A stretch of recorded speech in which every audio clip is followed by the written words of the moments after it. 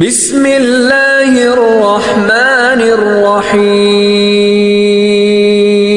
بیان کیا جاتا ہے کہ بنی اسرائیل میں ایک شخص تھا جس کی بیوی نہایت حسین تھی، جس پر وہ اسرائیلی فرشتہ تھا۔ چنانچہ جب اس عورت کا انتقال ہو گیا تو اس اسرائیلی کو بڑا دکھ ہوا اور ایک مدت تک اس عورت کی قبر پر بیٹھا روتا رہا۔ اتفاقاً حضرت عیسیٰ علیہ السلام کا ادھر سے گزر ہوا تو انہوں نے اس اسرائیلی کو پریشان حال دیکھ کر اس کا سبب معلوم کیا۔ جب اسرائیلی نے اپنا واقعہ بیان کیا تو حضرت عیسیٰ علیہ السلام نے دریافت فرمایا، کیا تو چاہتا ہے کہ میں اس کو تیرے لیے زندہ کر دوں؟ اس نے عرض کیا کہ ہاں حضور، میں یہی چاہتا ہوں۔ چنانچہ جب حضرت عیسیٰ علیہ السلام نے اس قبر کے مردے کو آواز دی تو قبر سے ایک حبشی غلام، جس کے ناک کے نتنوں، آنکھوں اور جسم کے دوسرے سوراخوں سے آگ کی لپٹیں اٹھ رہی تھیں، حضرت عیسیٰ علیہ السلام کو دیکھتے ہی غلام نے کلمہ پڑھا کہ لا الہ عیسیٰ روح اللہ۔ اسرائیلی نے یہ دیکھ کر عرض کیا، حضور مجھ سے غلطی ہو گئی، میری بیوی کی قبر تو دوسری ہے۔ یہ سن کر حضرت عیسیٰ علیہ السلام نے حبشی کو حکم دیا کہ تم اپنی قبر میں واپس ہو جاؤ۔ چنانچہ وہ مردہ ہو کر گر گیا اور اس کی قبر کو مٹی سے چھپا دیا گیا۔ پھر حضرت عیسیٰ علیہ السلام نے اس دوسری قبر کی جانب توجہ فرمائی اور حکم دیا کہ اے صاحب قبر، اللہ کے حکم سے زندہ ہو جا۔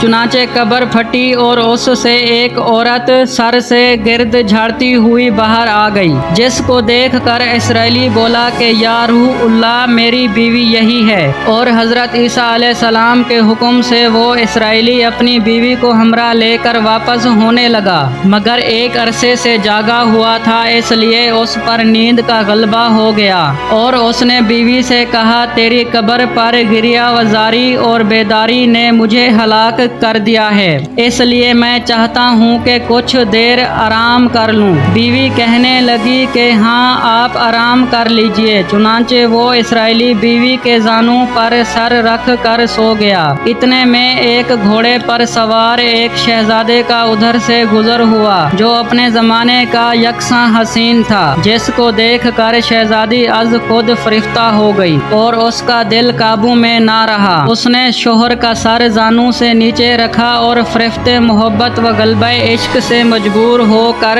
شہزادے کے سامنے جا کھڑی ہوئی۔ ادھر جیسے ہی شہزادے کی نظر اس پر پڑی، وہ بھی اس کو دیکھ کر اس پر فرفتہ ہو گیا اور عورت کی خواہش پر اس کو اپنے گھوڑے پر بٹھا کر لے گیا۔ چنانچہ اس کے شوہر نے بیدار ہو کر جب اپنی بیوی کو نہ پایا تو نہایت پریشان ہوا اور اس کے ملنے کی تدبیر سوچنے لگا۔ سوچتے سوچتے آخر اس کے نشان قدم پر چل کر اپنی بیوی کو تلاش کر لیا، جو شہزادے کے پاس پہنچ چکی تھی۔ اس کو دیکھ کر اسرائیلی نے شہزادے سے عرض کیا، یہ میری بیوی ہے، آپ اس کو چھوڑ دیں۔ ابھی شہزادہ کچھ کہنے بھی نہ پایا تھا کہ اس عورت نے کہا، میں تیری بیوی نہیں بلکہ شہزادے کی لونڈی ہوں۔ یہ سن کر شہزادہ اسرائیلی سے کہنے لگا، کیا مجھ سے میری لونڈی کو لینا چاہتا ہے؟ اس نے کہا، خدا کی قسم یہ میری بیوی ہے، جس کو میرے سردار حضرت عیسیٰ علیہ السلام نے مرنے کے بعد میرے لیے زندہ کیا ہے۔ ابھی یہ گفتگو ہو رہی تھی کہ اتفاقاً حضرت عیسیٰ علیہ السلام بھی وہاں تشریف لے آئے، جن کو دیکھ کر اسرائیلی کہنے لگا، یا روح اللہ، کیا یہ میری وہ بیوی نہیں ہے جس کو آپ نے میرے لیے زندہ کیا ہے؟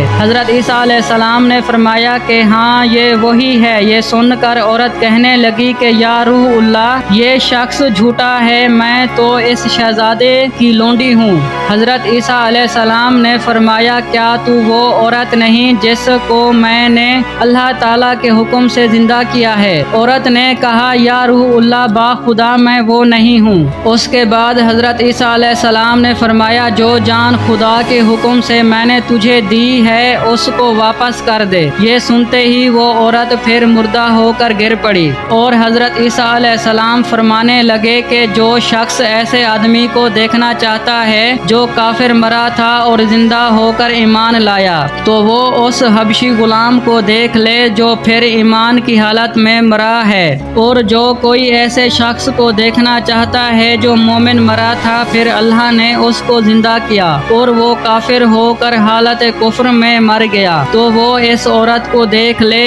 اس واقعے کو دیکھ کر اسرائیلی نے قسم کھائی اب کبھی نکاح نہ کروں گا، اور میدانوں کی طرف نکل گیا جہاں اللہ تعالیٰ کی عبادت میں مصروف رہ کر اسے موت آ گئی۔ اللہ تعالیٰ اس پر رحم فرمائے۔ دوستو، ہمیں اس واقعے سے یہ سبق ملتا ہے، نبی اور رسول کے اقرار اور انکار کا نتیجہ اس حکایت سے ظاہر ہوتا ہے، اور سبق ملتا ہے کہ کامیابی اپنے نبی صلی اللہ علیہ وآلہ وسلم کی اطاعت و محبت سے ہی مل سکتی ہے، چاہے دل مانے یا نہ مانے، لیکن نبی کریم صلی اللہ علیہ وآلہ وسلم کے طریقوں کو لازمی اپنایا جائے۔ اللہ تعالیٰ اس واقعے سے سبق حاصل کر کے عمل کرنے کی توفیق عطا فرمائے۔ آمین یا رب العالمین۔